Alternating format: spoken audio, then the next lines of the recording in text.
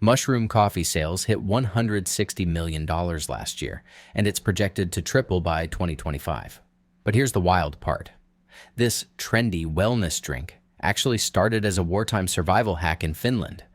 That historical connection really puts this whole modern wellness trend in perspective, doesn't it? It's fascinating how necessity becomes luxury. During World War II, Finnish people were just trying to make their coffee rations last longer with chaga mushrooms.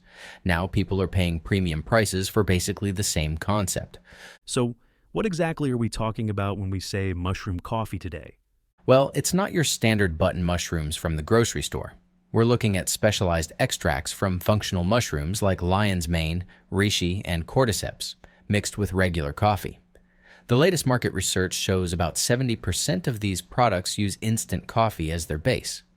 And the marketing claims are pretty bold from what I've seen. Oh man, the claims are wild. Enhanced cognitive function, stress adaptive benefits, immune system support, and my personal favorite, enlightened energy. Though interestingly, a recent consumer survey showed that 65% of buyers are more interested in the reduced jitters claim than any other benefit. Let's talk about what the science actually says about these claims. Here's where it gets complicated. While there are some promising studies on individual mushroom compounds, like a 2023 review showing potential cognitive benefits from lion's mane, most research isn't specifically about mushroom coffee combinations, and the dosages in these products vary enormously. That variation in formulation must make it really hard to study effectively. Exactly. And here's something most people don't realize. The FDA doesn't regulate these products the same way as medications. They're classified as food products, which means companies have a lot more flexibility in their marketing claims. Speaking of marketing, the growth in this sector is pretty remarkable. The numbers are mind-blowing.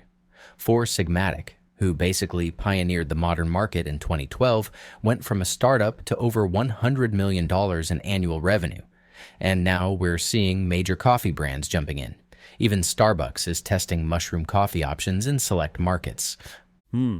But what about the taste? That's gotta be a factor in adoption. You know, it's funny. Recent taste tests show a pretty dramatic split.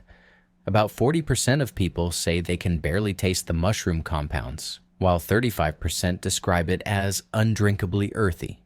The remaining 25% fall somewhere in between. Those numbers suggest there's still a significant taste barrier to overcome. And that's leading to some interesting industry developments. Several brands are now working with flavor scientists to develop new extraction methods that minimize the earthiness while maintaining the functional compounds. One company reported spending over $2 million just on taste research. Well, that investment makes sense given the market potential.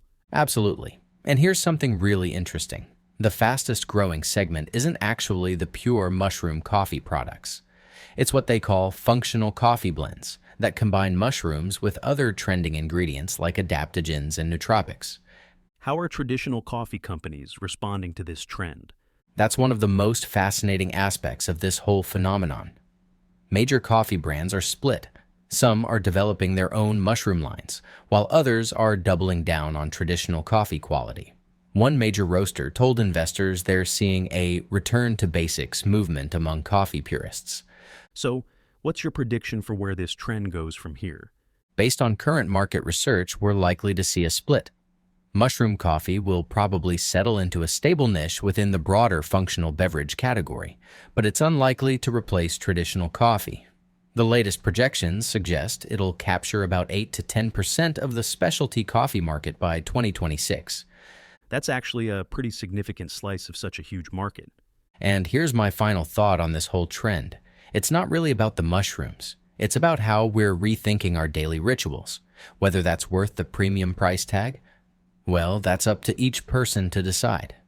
That's probably the most level-headed take I've heard on this whole phenomenon. You know what they say, everything old becomes new again. Sometimes it just needs better marketing and a higher price tag.